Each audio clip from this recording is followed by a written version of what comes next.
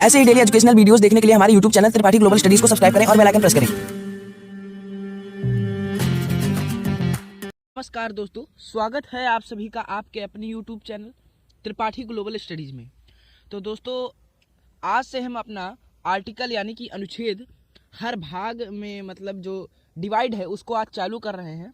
हर एक वीडियो में आपको हर एक भाग मिलेगा, उसमें जितने अनुच्छेद आते हैं उसके अंतर्गत जितने भी अनुच्छेद आते हैं उन्हें हम पूरी तरह से विस्तार से समझेंगे और जो भी अलग अलग भाग हैं उनके वीडियो में अलग अलग बनाऊंगा जिससे आपको कोई कंफ्यूजन ना रहे।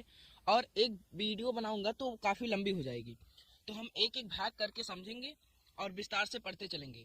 तो आज का हमारा टॉपिक है भाग 1, जिसका नाम है संघ एवं उसका राज्य क्षेत्र। इसके अंतर्गत जितने भी अनुच्छेद आते हैं आज उसे हम पूरी तरह से विस्तार से पढ़ेंगे। तो चलिए शुरू करते हैं। अगर आप अभी हमारे चैनल पर पहली बार आए हैं या अभी तक चैनल को सब्सक्राइब नहीं किए हैं तो सब्सक्राइब कर ले, बेल आइकन प्रेस कर ले डेली ऐसी ही एजुकेशनल और नॉलेजेबल वीडियो देखने के लिए। तो चलिए शुरू करते हैं। पहले यहाँ पर मैंने यहाँ लिख रखा है भाग 1, संघ एवं उसका राज्य क्षेत्र, अनुच्छेद 1 से 4। अनुच्छेद भाग 1 में अनुच्छेद 1 से 4 आते हैं। अब देखते हैं कि कौन से अनुच्छेद में क्या लिखा हुआ है और क्या है। तो यहाँ पर हमारा देख लेते हैं। पहला अनुच्छेद जो है वो कहता है, अनुच्छेद 1, भारत राज्यों का जो है संघ यानी कि यूनियन है। जो भारत है, हमारा भारत देश है, वो राज्यों का संघ है, अर्थात यूनियन है, एक यूनियन है और इसके राज्य कभी अलग नहीं हो सकते। जिसके राज्य कभी अलग ना हो सके दोस्तों उसको कहते हैं यूनियन यानी कि संघ। तो अनुच्छेद 1 में यहाँ स्पष्ट लिखा हुआ है कि भारत राज्यों का संघ यानी कि यूनियन है।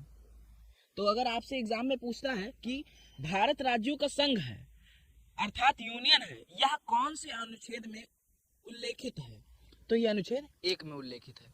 कौन से अनुच्छेद में? अनुच्छेद 1 में। चलिए अगला देखते हैं हम। अगला हमारा है अनुच्छेद 2। अनुच्छेद 2, अनुच्छेद 2 के बारे में मैंने बहुत विस्तार से लिखा है, इसको आप बढ़िया से समझिएगा। मैं एग्जाम्पल भी रखा हूँ, चलिए देखते हैं। अनुच्छेद 2 में है नए राज्यों का प्रवेश या स्थापना। ये इंपॉर्टेंट है, नए राज्यों का प्रवेश या स्थापना कौन से अनुच्छेद में है? अनुच्छेद 2 में है। अब चलिए इसके बारे में थोड़ा विस्तार से पढ़ते हैं। विस्तार से क्या है? संसद को यह अधिकार है, भारतीय संविधान में संसद का 3 अंग है, लोकसभा, राज्यसभा और राष्ट्रपति। तो संसद को यह अधिकार है कि भारत के कोई बाहर देश है तो उसे भारत में मिला सकता है। संसद को यह अधिकार है कि भारत के बाहर या देश है कोई, उसे अपने भारत में मिला सकती है। यानी अनुच्छेद 2 कहता है कि संसद राष्ट्रपति के पूर्व अनुमति पर किसी विदेशी राज्य को भारत में मिला सकती है। यह संसद को यह अधिकार है कि राष्ट्रपति के बिना अनुमति से कोई भी बाहर भारत के देश है उसे भारत में मिला सकती है। तो मैंने यहाँ पर एक एग्जाम्पल भी लिख रखा है, चलिए इसके बारे में एग्जाम्पल से समझते हैं हम। एग्जाम्पल क्या है हमारा? जैसे सिक्किम को एक एग्जाम्पल ले लेते हैं। सिक्किम है, सिक्किम, इसके लिए 35वां संविधान संशोधन 1974, ये इंपॉर्टेंट है दोस्तों। यहीं पर हमारा पहला प्रश्न बन जाता है कि 35वां संविधान संशोधन कब हुआ और किसके लिए हुआ। 35वां संविधान संशोधन आपको याद रखना है 1974 में हुआ। कब हुआ? 1974 में हुआ। और किसके लिए हुआ दोस्तों? सिक्किम राज्य के लिए हुआ। किस राज्य के लिए? सिक्किम राज्य के लिए। 35वां संविधान संशोधन 1974 में हुआ और सिक्किम राज्य के लिए हुआ। चलिए देखते हैं। सिक्किम, इसके लिए 35वां संविधान संशोधन 1974 में करके सिक्किम को सह राज्य बनाएगा। इंपॉर्टेंट बहुत है दोस्तों, ये बहुत ही बार पूछा गया है। सिक्किम को सह राज्य कब बनाया गया? इसमें यह पूछ रहा है आपसे कि जो सिक्किम है उसको सह राज्य कब बनाया गया। तो सह राज्य 35वां संविधान संशोधन 1974 में बनाया गया। सह राज्य संविधान में सिक्किम को 35वां संविधान संशोधन 1974 में बनाया गया। अंत में सिक्किम को 36वां संविधान संशोधन 16 मई 1975 के द्वारा भारत का 22वां राज्य बनाया गया। वो पूर्ण रूप से राज्य नहीं बना था 1974 में। पूर्ण रूप से राज्य कब बना? ये पूर्ण रूप से सिक्किम को 36वां संविधान संशोधन 16 मई, 36वां, एक ही साल बाद इसके संविधान संशोधन हुआ। 36वां संविधान संशोधन, ये 35वां था। ये 1974 में हुआ, ये 1975 में हुआ। 16 मई 1975 के द्वारा भारत का 22वां राज्य बनाया गया। भारत का 22वां राज्य कब बनाया गया? 16 मई 1975 में। किसको बनाया गया? सिक्किम को बनाया गया। कौन सा संविधान संशोधन किया गया? 36वां संविधान संशोधन किया गया। और सिक्किम को सह राज्य कब बनाया गया? 1974 में। कौन सा संविधान संशोधन किया गया? 35वां संविधान संशोधन। क्लियर है? चलिए आगे देखते हैं हम। आगे हमारा है दोस्तों अनुच्छेद 3। अनुच्छेद 3 में क्या है? संसद राष्ट्रपति के पूर्व अनुमति से भारत के किसी राज्य को बिना उसके अनुमति नाम, सीमा, क्षेत्र में परिवर्तन कर सकती है। जी हाँ दोस्तों, संसद को यह अधिकार है कि राष्ट्रपति की जरूरत उसमें नहीं है। उसमें वह बिना राष्ट्रपति के अनुमति से किसी भी राज्य, भारत का जो राज्य है उसके नाम में, सीमा में और क्षेत्र में परिवर्तन कर सकती है।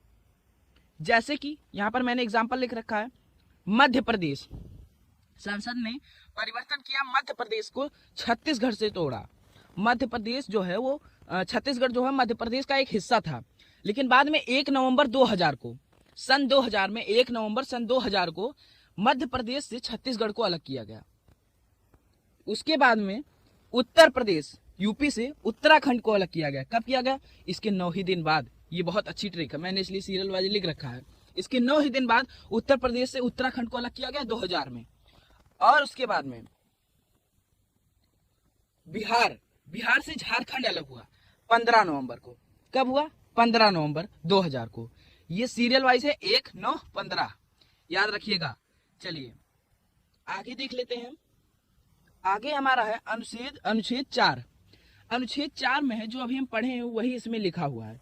अनुच्छेद 4 में क्या है? जब संसद अनुच्छेद 2 या अनुच्छेद 3 का प्रयोग करेगी। अनुच्छेद 2 में क्या है? नए राज्यों का प्रवेश, स्थापना। और अनुच्छेद 3 में क्या है? किसी भी संसद किसी बिना राष्ट्रपति की अनुमति से नाम, क्षेत्र, सीमा में परिवर्तन कर सकती है।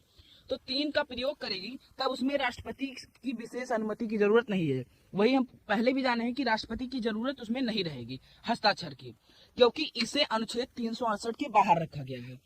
जिसको अनुच्छेद 368 के बाहर रख दिया जाता है उसमें राष्ट्रपति के हस्ताक्षर जरूर, जिसमें अनुच्छेद 368 में रख दिया जाता है उसमें राष्ट्रपति का हस्ताक्षर जरूरी है।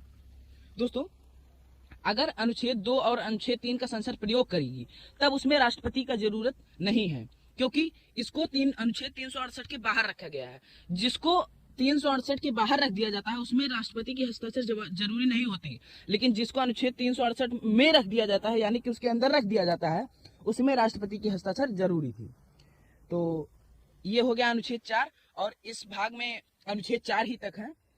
तो आशा करता हूँ आपको बहुत ही क्लियरली समझ में आया होगा। अगर वीडियो अच्छी लगी तो वीडियो को लाइक कर दीजिएगा, चैनल को सब्सक्राइब कर दीजिएगा।